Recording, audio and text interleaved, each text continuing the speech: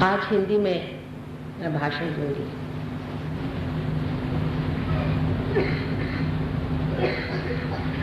परमात्मा को खोजने वाले सभी भाविक सात्विक साधकों को हमारा प्रणाम।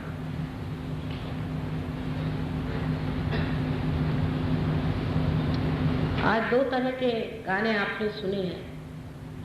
पहले गाने में एक भक्त विरह में परमात्मा को बुलाता है, इसे अपरा भक्ति कहते हैं। और जब परमात्मा को पा लेता है, जैसे कबीर ने पाया था, तो उसे पराभक्ति कहते हैं। दोनों में ही भक्ति है, जिसे कृष्ण ने अनन्य भक्ति कही हुई है, जहाँ दूसरा कोई नहीं होता, जहाँ साक्षात परमेश्वर अपने सामने होते हैं।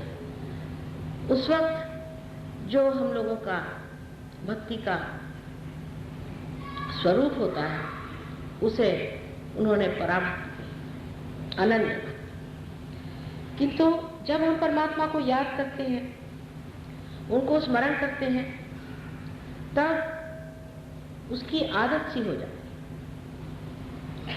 जब इंसान को इस चीज की आदत सी हो जाती है, तो उस आदत से छूटने में उसे बड़ा समय लगता है।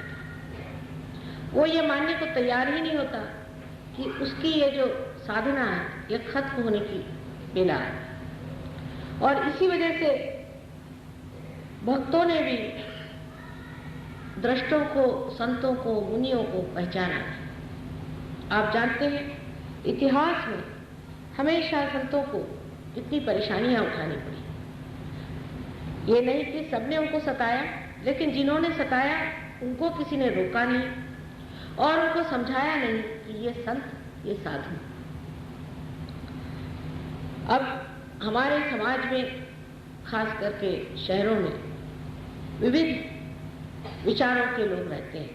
कुछ तो जो कि परमात्मा में विश्वास करते हैं, इस तरह विश्वास करते हैं जैसे कि किसी मंदिर में गए नमस्कार करके। कुछ लोग हैं जो कहते हैं नहीं, परमात्मा की साधना करनी चाहिए और धर्म से रहना चाहिए, उनके मंगल गीत गाने चाहिए, हमेशा उनको भजना चाहिए, जिससे वो हमेशा याद रहे। कुछ लोग ऐसे होते हैं कि जो कहते हैं परमात्मा वगैरह सब ढकोसला है, ये झूठी चीज है, परमात्मा नाम की कोई चीज ही नहीं। सब तरह के विचार करने का अधिकार परमात्मा ने मनुष्य को दे दिया। ये मनुष्य को दी हुई देन परमात्मा की ही है कि वो स्वतंत्र है, जो चाहे वो सोच सकता है इस बुद्धि से। लेकिन हम लोगों को तीनों भी दशा में यही सोचना चाहिए कि आज तक हमने जो कुछ भी किया, चाहे परमात्मा में विश्वास किया, उनको भजा, या उनके ऊपर लेक्चर दिए, या उन पर किताबें पढ़ी, जो भी मेहनत करी, या हमने उन पर विश्वास नहीं किया, उनको कहा कि वो है नहीं, उनसे हमने मुठभेड़ दी और कहा कि देखते हैं परमात्मा कहाँ है। इन सभी दशाओं में हमें ये सोचना चाहिए कि इसने हमारा क्या भला किया, हमें क्या लाभ, हमारे अंदर कौन सी ऐसी कोई नई प्रकृति आ गई जिसके कारण हमने जो भी किया सो ठीक। हमारे बाप दादे भी यही करते आए और उनके बाप दादा भी यही करते आए और हजारों वर्षों से ये चीज चलती है। सहयोग में हम लोग ईड़ा और पिंडा दो नाड़ी पर ध्यान दे रहे थे। इसमें से जो ईड़ा नाड़ी है, ये भक्ति प्रकट है। ईड़ा नाड़ी पर लोग भक्ति में लीन हो जाते हैं, अपने भावना में बह जाते हैं और परमात्मा में लीन होकर के आनंद से उनका गान गाते हैं।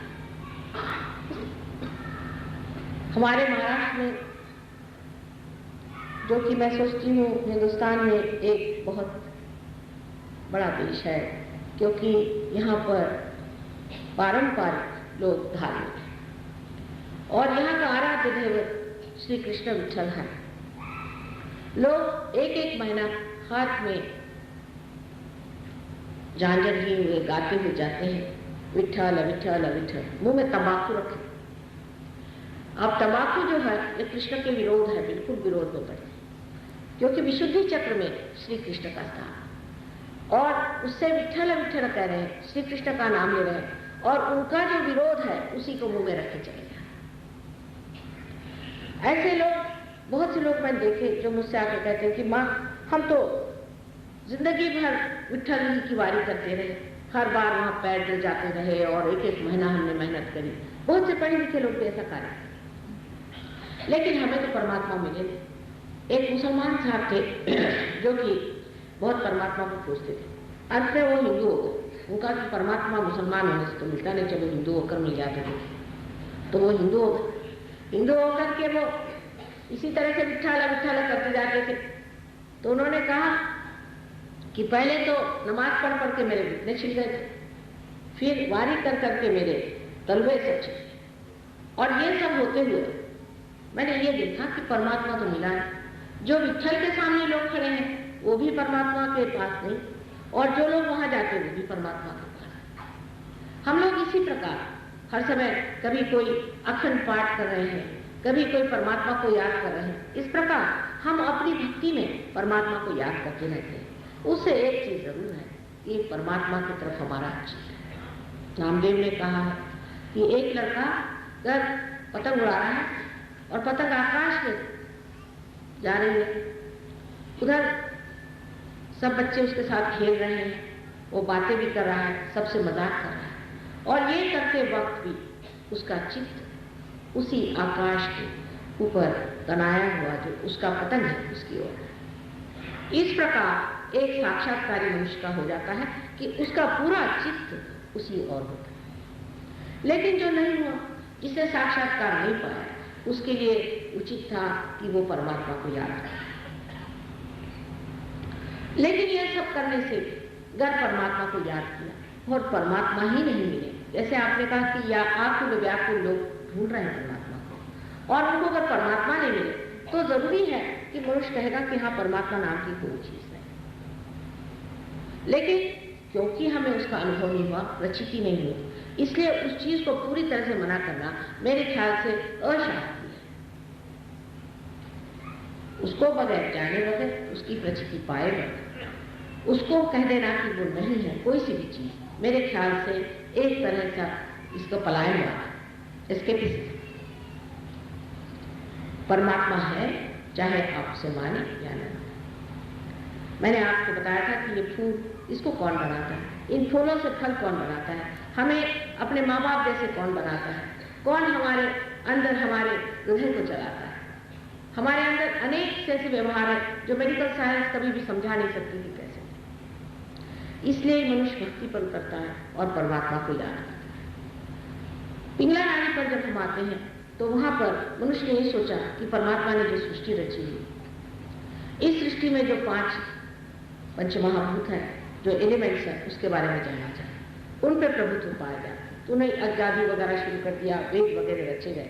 पर वेद में भी बिल्कुल शुरू में लिखा है कि अगर वेद से अगर विद नहीं हुआ, अगर उसकी प्रचिति नहीं आई तो सारा वेद परायण है। इस भारतवर्ष की एक महिमा है, बहुत बड़ी महिमा है। कोई कितना भी बड़ा शास्त्री हो, पंडित हो, वेद व्यास हो, कुछ हो, लोग उसके सामने हाथ नहीं जोड़ते। पर अगर कोई संत फकीर हो, हाथ में झोली लिए भी हो और संत हो, माना हुआ संत हो, तो लोग उसके सामने झुक जाते हैं, फिर वो राजा हो चाहे वो कुछ हो। ये अपने देश की बड़ी महिमा है। ऐसे आपको कहीं भी नहीं दिखाया, ये इसी देश में होता है, क्योंकि इस देश की अपनी एक बड़ी विशेष पुण्य है। यहाँ बड़े बड़े पुण्यात्मा, धर्मात्मा, संत साधु। हमारी दृष्टि जो बाहर की ओर लग गई है, इससे सबसे बड़ा प्रश्न खड़ा हुआ है कि अब सबकी दृष्टि अंतर्मुख कैसे करें, और सबसे पहले कि ये लोग जाने कि इसी देश में, इसी महान देश में ही ये सारा ज्ञान बसा हुआ। अब जो भी मैं आपसे बता रही हूँ बातें, इसको आप इस तरह से देखें जैसे एक साइंटिस्ट के सामने कोई हाइपोथेसिस रखा है। अगर आप उसको इस दृष्टि से देखें तो आपको समझ में आ जाएगा कि जो मैं बातें कह रही हूँ वो आपको पहले देख लेनी चाहिए, जान लेनी चाहिए, फिर प्रचिति आने के बाद में उसको आपको जांचना चाहिए कि ये बात सत्य है या नहीं, परमात्मा है या नहीं। लेकिन पहले धारणा तो करनी पड़ती है, कि धारणा तो करनी पड़ती है कि ऐसी ऐसी बातें हैं, इसे सुना चाहिए। उसी बात पर अगर आप उखड़े हुए हैं तो फिर आगे बढ़ ही नहीं सकते। पहले आप इसे धारिए, जो मैं बात कह रही हूँ उसको आप समझने का प्रयत्न करें। मैंने उस दिन आपसे इन तीनों नाड़ियों के बारे में बताया हुआ था संक्षिप्त में। आज मैं आपसे इनके अलग अलग चक्रों के बारे में आपसे बताना चाहती हूँ। आपके अंदर 7 चक्र मुख्य है, ये नहीं कि 7 ही चक्र, 7 मुख्य चक्र माने जाते। ये सब ज्ञान हमारे देश का है, मुल्क का ज्ञान है। ये आपको किताबों में नहीं मिलेगा। ये बड़े बड़े ऋषि मुनियों ने इसका पता लगाया, कुछ इस पर किताबें भी हैं, लेकिन बड़ी सटीक तौर की हैं, और दूसरा ये भी है कि उपलब्ध भी नहीं। ये 7 चक्र हमारे अंदर ऐसे बनाए हुए बढ़िया तरीके से कि जैसे कि एक के बाद एक हमारी सीढ़ी हो। ये सीढ़ियाँ हमारे उत्क्रांति में बनाई गई। जब से हम कार्बन थे तब से लेकर के धीरे धीरे जैसे हम उठने लगे हैं, वैसे वैसे हर एक उत्क्रांति का जो एक एक टप्पा हमने हासिल किया, उसके अनुसार ये जैसे कि एक एक माइलस्टोन बनाया। सबसे पहले कार्बन का जो हमारे अंदर प्रादुर्भाव हुआ वो है पहला चक्र, जिसे कि मूलाधार चक्र है। इस चक्र के बारे में भी बहुत से लोगों को बहुत गलत फहमी है। कुंडलिनी के बारे में तो जिसे देखिए वही लिखने लग जाता है। मैंने ऐसी भी किताबें पढ़ी हैं कि जिसको पढ़ के आदमी कहेगा कुंडलिनी के पास जाने की जरूरत नहीं। एक साहब ने लिखा है कि उसको कुंडलिनी जागरण हो गया, उसके अंदर बिजली चमकने लगी। किसी ने लिखा कि मेरे अंदर छाले आ गए, किसी ने कहा मैं मेंढक जैसे कूदने लगी। हिंदी में नहीं, अंग्रेजी में भी ऐसी किताबें बहुत छपी। वास्तविक कुंडलिनी आपकी माँ है, हर एक इंसान की ये माँ है, अपनी एक एक व्यक्तिगत माँ है, और ये माँ आपको आपका दूसरा जन्म है। ये जो माँ है, ये माँ क्या आपको कोई तकलीफ देगी? जब आपका जन्म हुआ था तो आपकी माँ ने आपको तकलीफ दी या सब तकलीफ खुद उठाई? फिर ये जो माँ, जो विशेष एक दैवी माँ है, वो क्या आपको तकलीफ देगी या आपको परेशान? बुद्धि से भी काम लेना चाहिए। जो लोग इस तरह की बातें करते हैं, या तो वो इस काबिल नहीं है कि कुंडलिनी पर कोई भी हाथ चलाए। हो सकता है वो धर्मपरायण न हो, अधर्मी हो, उनके चरित्र अच्छे न हो, वो रुपया पैसा बनाते हो, लोगों को ठगते हो, हर तरह की उनकी गड़बड़ियां हो सकती। हो सकता है कि उनको इसके बारे में कुछ भी जानकारी नहीं, हो सकता है कि उन पर किसी ने कुछ भूत प्रेत विद्या करके उनको भस्मीसात कर दिया, कुछ भी हो सकता है। लेकिन कुंडलिनी जागरण से आज तक हजारों लोगों का कुंडलिनी जागरण हो गया है सहयोग से, लेकिन हमने कहीं नहीं देखा कि लोगों में ये परेशानी या तकलीफ होती। कुंडलिनी खुद सूझबूझ रखती है, पूरी तरह की सूझबूझ कुंडलिनी के अंदर है। और जैसे कोई एक टेप रिकॉर्ड नहीं होता, उसी प्रकार इस 3.5 वलय में इसने आपका पूरा इतिहास लिखा। जब से आप कार्बन थे तब से आज तक का पूरा इतिहास ये जानती है कि आपने क्या क्या गलतियां की, आप कौन से गलत रास्ते पर गए, आपने क्या क्या अपने साथ दुर्व्यवहार किया है, दूसरों के साथ दुर्व्यवहार किया है, क्या क्या आपने ऐसे काम किए हैं जो परमेश्वर के मार्ग में एक तरह से रुकावटें हो सकती, बाधित हो सकती। वो सब कुछ हो जाता है, उसके पास उसका हिसाब किताब पूरा है। लेकिन वो आपकी माँ है। माँ ये नहीं सोचती कि मेरा बेटा कितना दोष है, वो ये सोचती कि किस तरह से इस बेटे को मैं जो है तो उसका जो धन है उसे दे दूं, किस तरह से मैं बचाऊं। माँ का ये नहीं विचार आता, समझ लीजिए किसी का बच्चा डूब रहा हो तो माँ ये नहीं सोचती कि इसने मेरे साथ क्या क्या दुष्टता की, कितना सताया। वो सोचती जो भी हो सब माँ इसका स्वखत बच्चा है। इसी प्रकार ये माँ आपकी यही सोचती है कि आपको किसी तरह से बचा दे। लेकिन इस माँ के लिए आपका जो बाल्यावस्था में पाया गया हुआ अबोधिता का धर्म है, जिसे हम लोग इनसेंस कहते हैं, वो वहाँ पर नीचे स्थित है, जहाँ पर कि इसे मूलाधार चक्र कहते हैं। ये जो कुंडलिनी ऊपर है और मूलाधार चक्र नीचे में है, कुंडलिनी स्वयं मूलाधार में बसी है। मूलाधार जो है वो है कि जिसे कहते हैं कि मूल का आधार। अगर मूल कुंडलिनी है तो उसका आधार माने उसका गृह, उसका घर जो है वो आपकी ये त्रिकोणाकार अस्थि है, और उसके नीचे गणेश तत्व जो बसा हुआ है वो आपके अंदर बसी हुई अबोधिता। आजकल तो चालाकी करना, होशियारी दिखाना, बदतमीजी करना, या ऐसा कहें कि अपने चरित्र के साथ हर समय विडंबना, ये एक तरह का लोगों का बड़ा शौक हो। लोग सोचते हैं कि इसमें उन्होंने बहुत कुछ कमाया, अपनी पवित्रता के साथ छलना करना, अपने साथी के साथ हमेशा कोई न कोई उपाधि लगा देना, इस पर हमारा बड़ा विचार चलता है कि किस तरह से कैसे क्या किया जाए। ये चक्र जो है हमारे अंदर बहुत महत्वपूर्ण है। हालांकि इस देश में ये चक्र बहुत बलवान है, क्योंकि कुछ भी हो इस देश में पवित्रता का अर्थ लोगों को मालूम। लोग गलत काम करते हैं लेकिन वो जानते हैं कि ये गलत है, लेकिन परदेश में मैंने देखा कि वो गलत काम करते हैं, इस तरह से विचित्र बातें करते हैं कि समझ में नहीं आता कि ये इंसान है या जानवर है, और वो ये सोचते हैं कि उन्होंने बड़ी कमाई कर ली, वो तो एकदम फ्रीडम पे आ गए, उन्होंने बहुत कुछ पा लिया, कि इस तरह के गंदे काम हो गए। श्री गणेश विशेष करके जो बनाए गए हैं उनका रूप ऐसा है कि उनके सर पे हाथी का सर है। वजह ये कि एक हाथी एक पशु है और पशु कभी भी अहंकार एकत्रित नहीं करता, इसीलिए उसके अंदर अहम की भावना नहीं। वो चिर का बालक है और गणेश जी चिर के बालक हैं, लेकिन उनके अंदर जो आयुध है और जो विशेष तरह की उनके पास में व्यवस्थाएं हैं, उन सब व्यवस्थाओं से वो मनुष्य के अंदर जो पेल्विक प्लेक्सस है उसको संभालते हैं। पर ये इतने शक्तिशाली है कि अगर आप किसी भी तरह से कुंडलिनी पर आघात करने का प्रयत्न करें, या जो आदमी धर्म रहित है, जिसमें चरित्रहीनता है, ऐसा आदमी कोशिश करे कि कुंडलिनी को चढ़ाए, वो इस कदर नाराज हो जाते हैं कि आप देख रहे हैं यहाँ पर सबसे नीचे बैठे हो, लेकिन इसके साथ में ईरा नाड़ी ऊपर जुड़ी हुई है, उस ईरा नाड़ी पर उनका क्रोध जब चढ़ता है तो आदमी के यहाँ से लेकर के यहाँ तक सारे ब्लिस्टर्स भी आ सकते हैं। ऐसा आदमी गर्मी से तड़प सकता है, उसको तकलीफ हो सकती है। ये गणेश का तत्व जो है जितना सुखदायी है उतना ही क्षोभकारी, अत्यंत क्रोधवान। इस भारतवर्ष में गणेश 8 अष्टविनायक आप जानते हैं कि जागृत पृथ्वी के तत्व से मिलते हैं।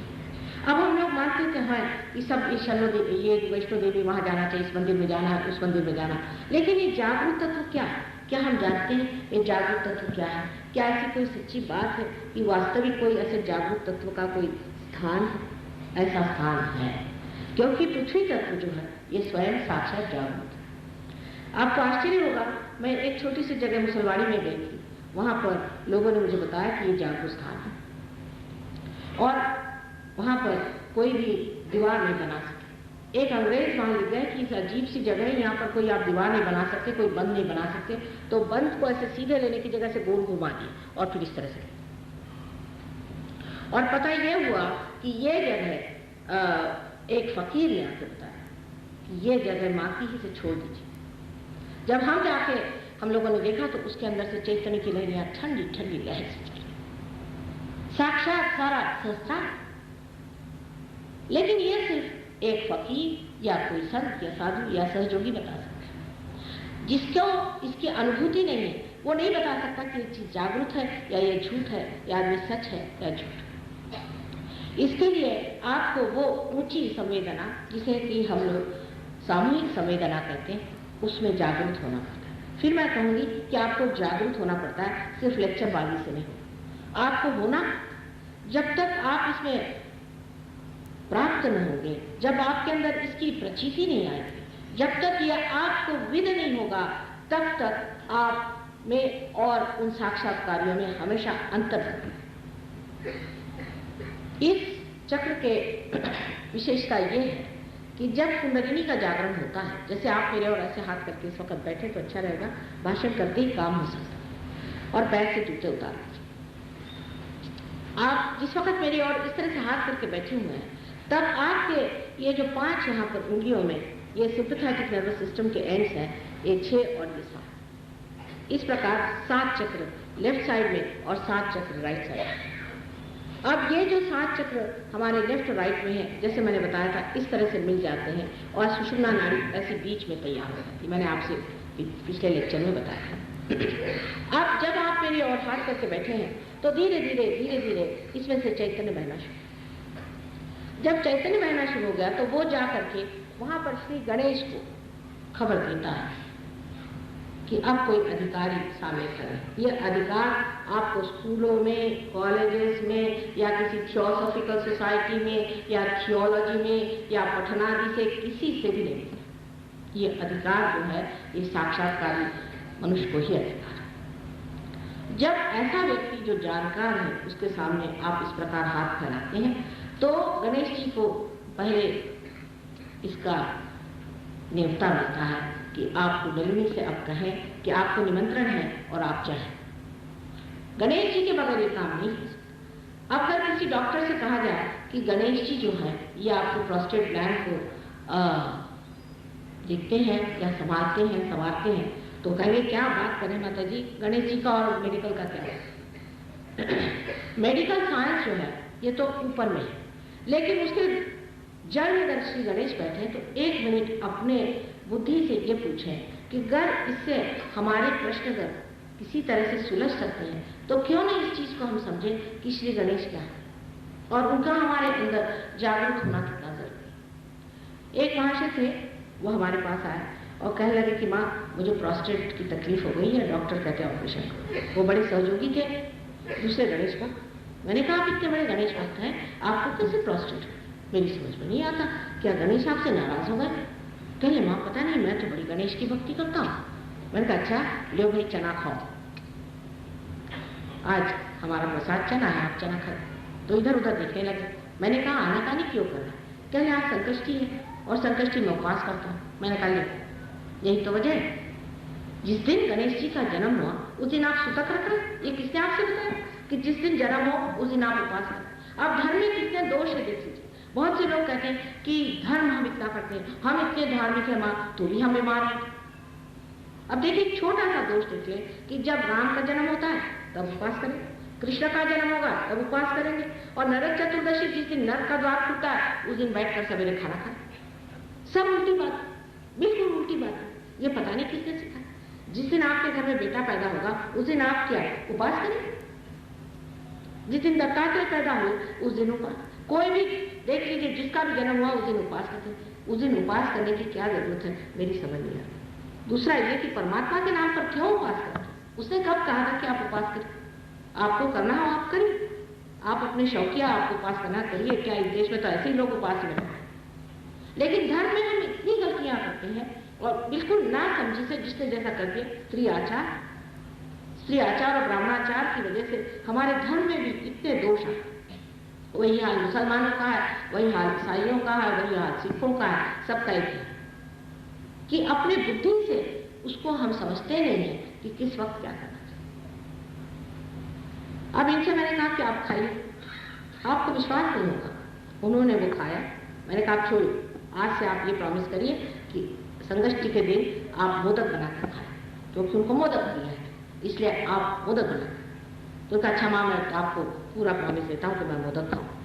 आप आश्चर्य करेंगे कि उनका प्रोस्टेट पूना वो पहुंचे और वो चिट्ठी भेजी कि माँ मेरा प्रोस्टेट गया, उसकी तकलीफ ही गया। इसी प्रकार धर्म में हम अनेक अनेक अनेक गलतियां करते हैं, और इसीलिए जब हम कहते हैं कि हमने धर्म धारण किया, हम ये करते हैं वो करते हैं, फिर माँ हमें क्यों नहीं इसका।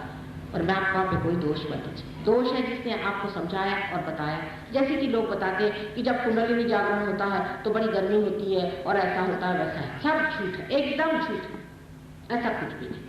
इस बात पे आप बिल्कुल मत विश्वास रखिए। ये लोग सब पैसा बनाने वाले आपको डरा डरा करके और ऐसा दिखाते हैं कि ये बड़े कहीं के पहुंचे हुए लोग हैं, और इस तरह से आपको गलत रास्ते पर डाल देते हैं। और आप फिर ये पूछने लग जाते हैं कि भाई हमारा कुंडलिनी जागरण हुआ, उससे तो हमारी हालत ही खराब हो गई, हम तो पागल खाने पहुंच गए। होना ही नहीं, क्योंकि वो कुंडलिनी का जागरण नहीं, वो आपके सिंपैथेटिक नर्वस सिस्टम की ओवर एक्टिविटी हो जाती है, जिससे आप पागल हो सकते हैं। अब श्री गणेश के बाद मैंने आपसे बताया था कि ये जो चक्र है जिसे कि हम स्वादिष्ठान चक्र कहते हैं, इसके बारे में आपसे मैंने पहले बताया हुआ।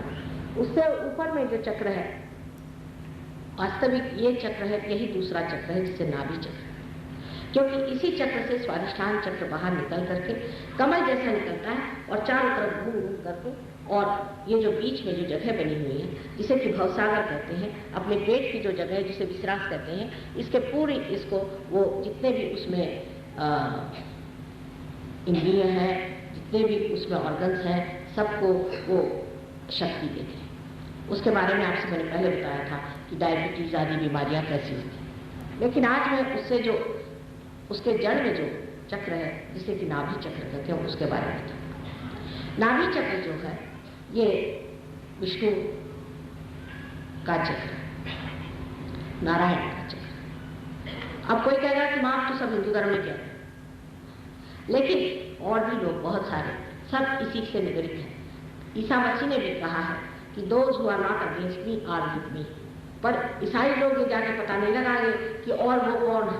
उन्होंने तो बना लिया कि ईसा के सिवा और कोई नहीं। इस्लाम ने बना लिया कि मोहम्मद के सिवा और कोई नहीं।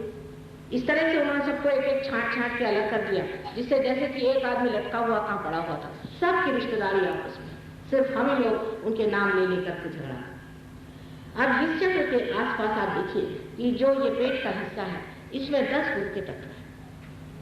इसमें से आप सोच सकते हैं कि शुरू से आदिनाथ से लेकर के अनेक गुरु है, जैसे सोक्रेटिस है, लॉक्स है, ये सब इसी में आते हैं। मोसेस है, अब्राहम, और अपने देश में राजा जनक, नानक, मोहम्मद साहब और जोरास्टर, और अभी आखिरी वक्त जो हुए हैं वो है श्री साईनाथ शिरडी जी। ये सब इनके अवतरण 10 मुख्य अवतरण हुए। वैसे तो अनेक गुरु हैं संसार में, लेकिन 10 मुख्य अवतरण। अब जो लोग गुरु को मानते हैं कि गुरु को मान, अब देखिए गुरु को मान लेना भी एक बड़ी गलतफहमी की बात है। गुरु वही जो साहिब से मिला है, जो साहिब से मिला, जो परमात्मा से मिला, वही गुरु। लेकिन हमारे यहाँ तो हर तरह के गुरु निकल आए हैं, और आप जानते हैं कि हम इतने विकसित हो गए हैं, इतने भ्रांत में हो गए कि कोई भी आदमी जेल से छूट करके और बैठ जाए गेरुआ वस्त्र पहन के, लगे उसके चरण छूटे। पहली तो बात यह है कि गेरुआ वस्त्र से हमारा क्या संबंध। हम तो गृहस्थ के लोग, गृहस्थियों का गेरुआ वस्त्र से कोई भी संबंध नहीं होना चाहिए।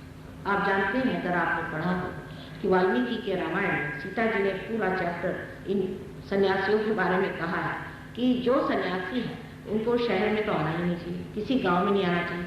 उसकी बहुत सारी मर्यादाएं बताएं, उसमें से ये कहा कि गांव के बाहर कहीं झोपड़ी में रहना चाहिए और किसी भी गृहस्थ की देवड़ी लानी नहीं चाहिए। हाँ, जो गृहस्थ है वो गृहस्थ, लेकिन जिसने संन्यास ले लिया उसको ये सब करने का मना है। लेकिन हमारे यहाँ तो देखिए कि हम लोग गृहस्थी के लोग यज्ञ करने लगे हुए हैं, अपने बाल बच्चों को संभाल के कायदे से रहते, और इन लोगों का पालन पोषण हमारे खोपड़े में।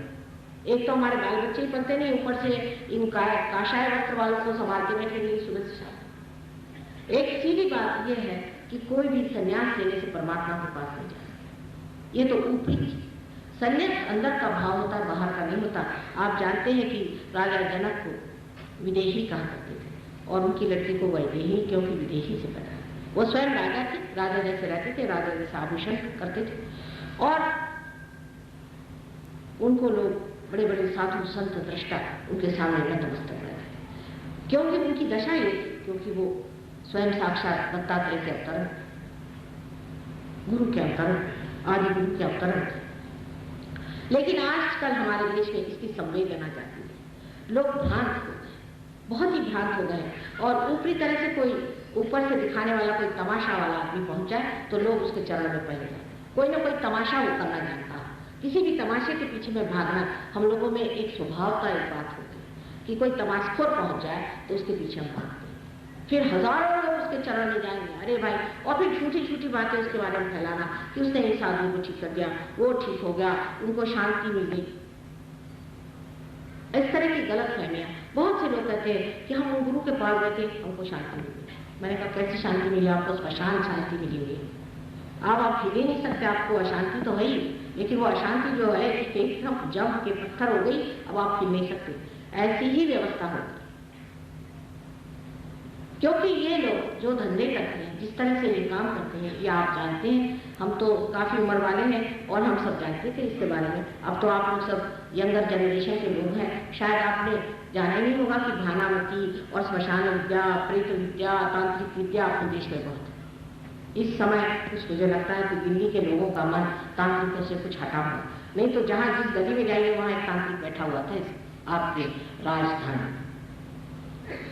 इस तांत्रिकों का शौक आपको भ्रांत हो गया और इसमें आप फंस गए। ऐसी छोटी छोटी चीजों के पीछे में भागने वाले लोग परमात्मा को कैसे पाएंगे? अगर मानना है तो कोई परम चीज मानना चाहिए, और परम में ही सब कुछ मिल जाता है। क्योंकि श्री कृष्ण ने कहा है कि योगक्षेम वहां में, पहले जब योग होगा तो तुम्हारा पूरी तरह से क्षेम। कोई महाशय कहता है कि माँ मेरी तंदुरुस्ती चाहिए, मेरे पास बहुत से पहलवान आते हैं, कहते हैं माँ हमें तो कोई शांति नहीं चाहिए। कोई आदमी कहता है माँ मेरे पास पैसा नहीं, दूसरा दिन आदमी आता है गाँव में, इससे तो दुखी कोई दुनिया में नहीं। इसका मतलब ये है कि सब संसार दुखी,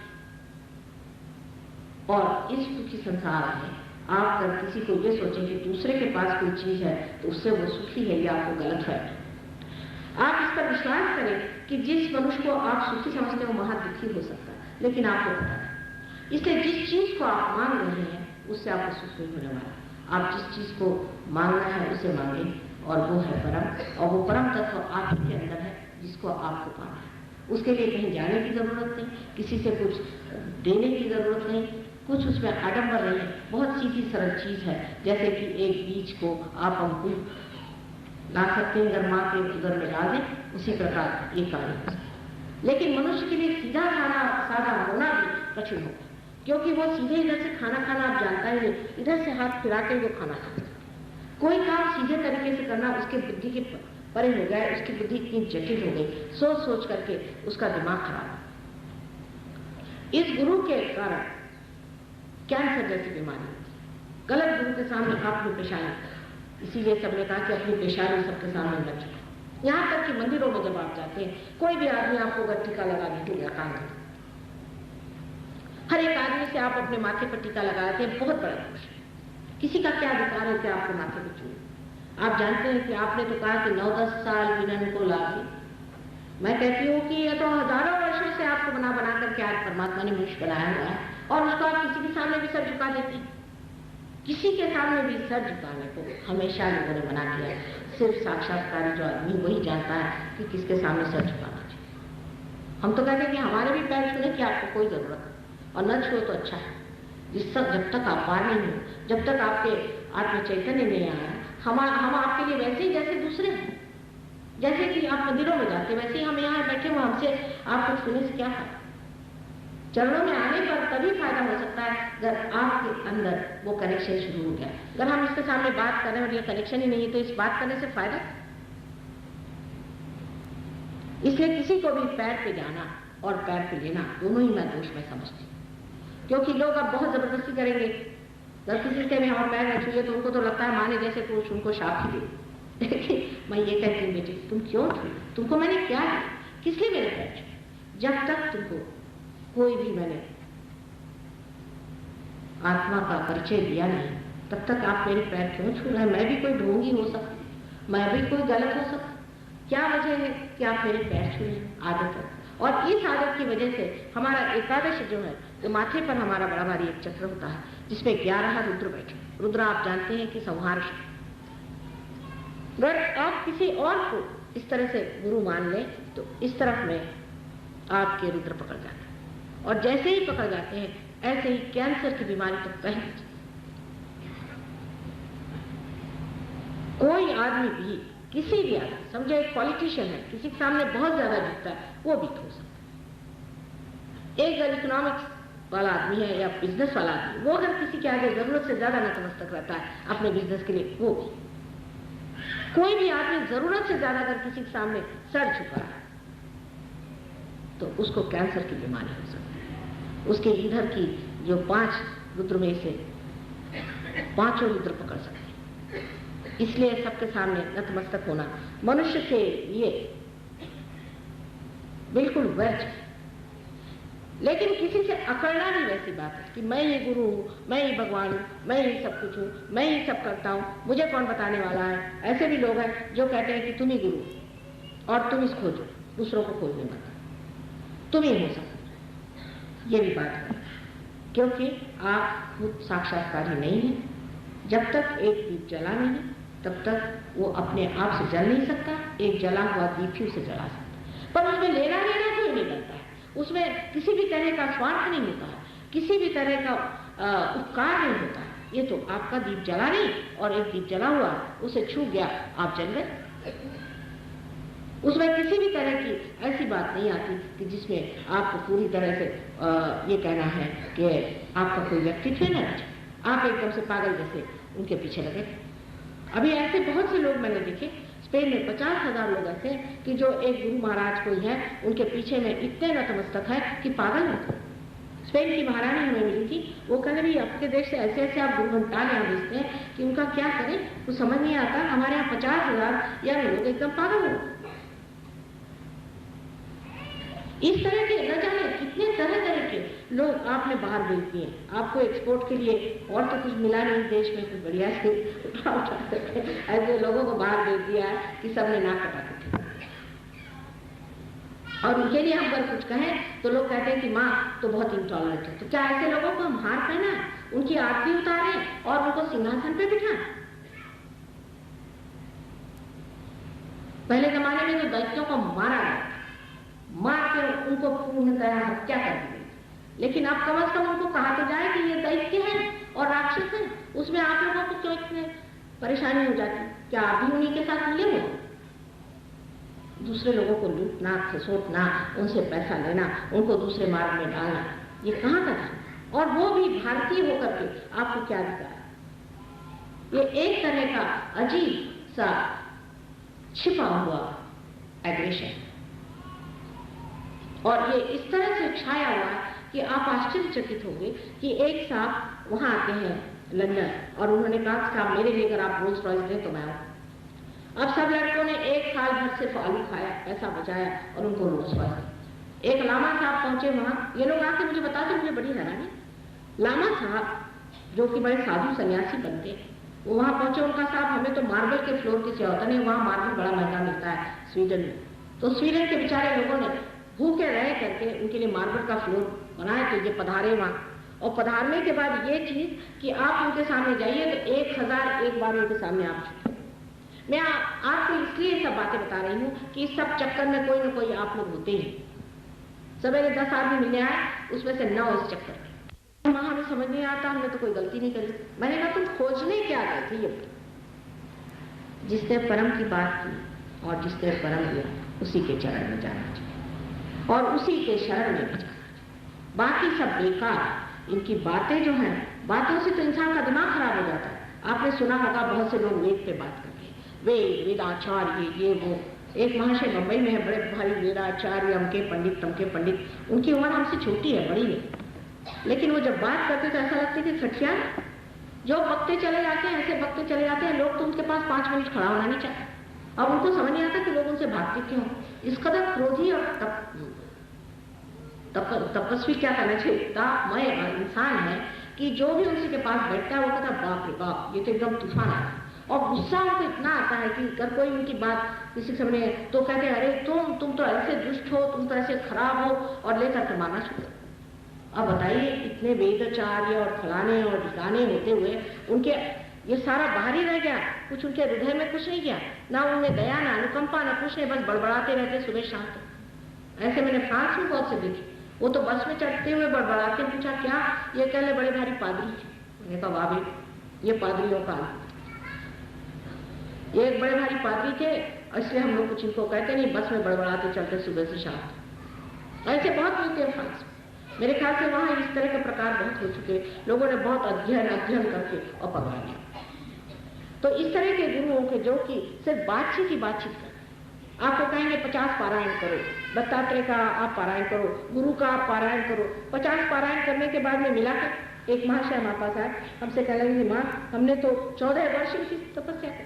मैंने कहा अच्छा, और उन्होंने सिर्फ पारायण करने को कहा और शिव जी का मंदिर धोता रहा। और अब क्या हुआ, खले 1 मिनट में कुंडली जागरण हो। तो मैंने कहा ये सोचना चाहिए कि पारायण करने से परमात्मा मिलता है। तो अपने देश में कितने लोग हैं जो तो पढ़ भी नहीं सकते, इसका मतलब उनको परमात्मा नहीं मिलेगा, सिर्फ पढ़े लिखों को ही मिलेगा। जो वेदाचार्य है उनको मिलेगा, जो वेद पढ़ सकते, संस्कृत जाने वाले कितने लोग, मैं कहती हूँ पुरानी शरीफ पढ़ने वाले कितने लोग, या बाइबल पढ़ने वाले कितने लोग हैं। मतलब जो वो पढ़ते रहे वो काम से गए, ऐसे कैसे हो सकता है। जो परमात्मा सबका ही निर्माण करने वाला, सबको ही प्रेम करने वाला, वो कैसे काम करे? इसलिए जो गुरु तत्व में खराबी आ जाती है उससे आप लोग सब बच के रहिए। और ये गुरु तत्व हर तरह से आपके अंदर एक तरह की सीमा बांध देते हैं कि ये हम करके दिखाएंगे, उनका 4 दिन का उपास हम 10 दिन का करके दिखाएंगे। ये सब चीजों से परमात्मा नहीं मिले। सहज सरल, सहज समाधि लग, सहज होना चाहिए।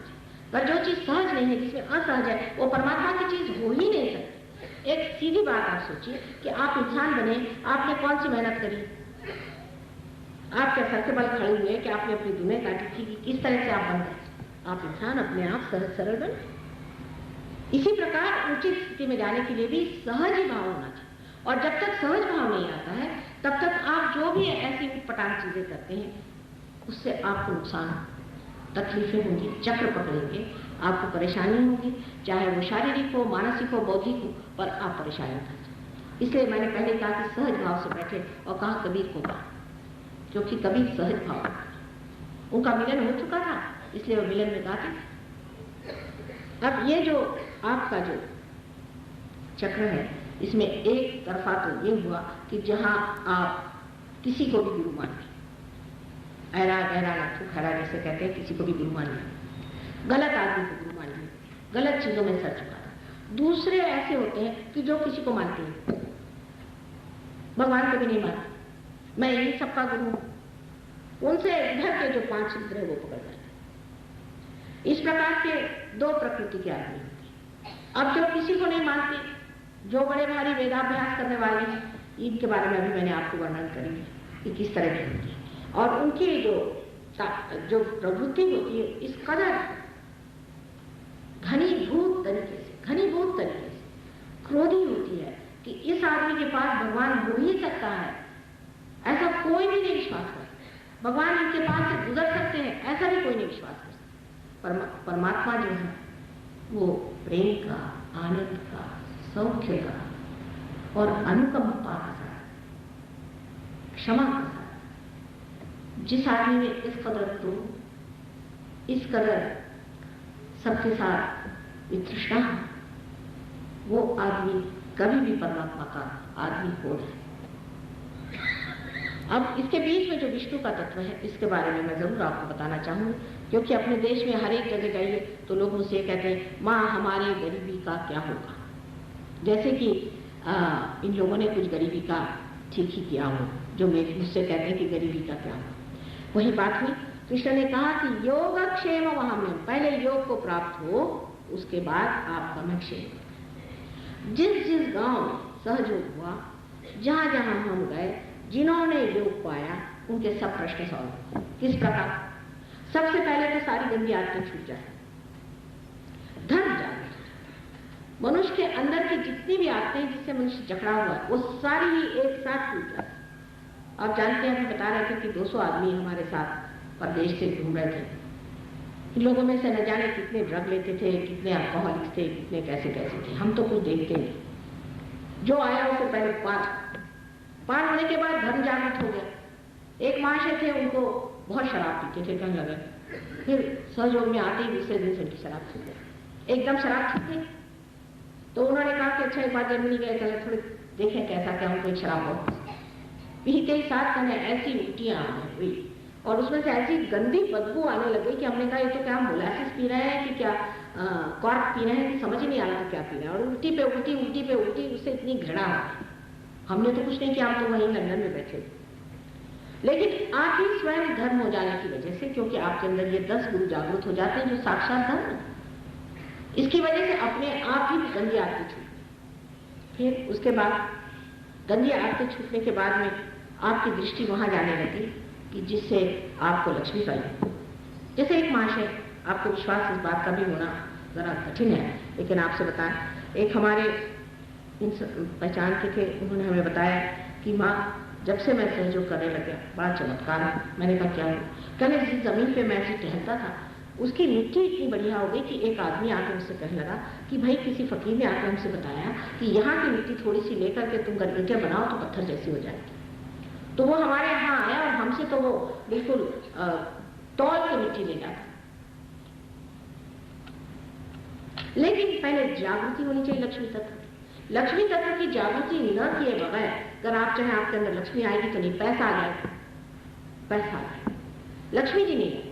और लक्ष्मी जी कैसी होती? एक हाथ से उनके दान है, एक हाथ से उनका आश्रय है, और हाथ में 2 कमल के सुंदर पुष्प हैं जो कि उनके प्रेम के प्रतीक है। और इतना ही नहीं, पर एक भौरा जिसके अंदर इतने कांटे हैं उसे तक वो अपने अंदर समा लेती है। ऐसे लक्ष्मीपति आप हो सकते हैं जो समाधान में इतने संतुलन में खड़ी कि कमल पर पे खड़ी रहती है।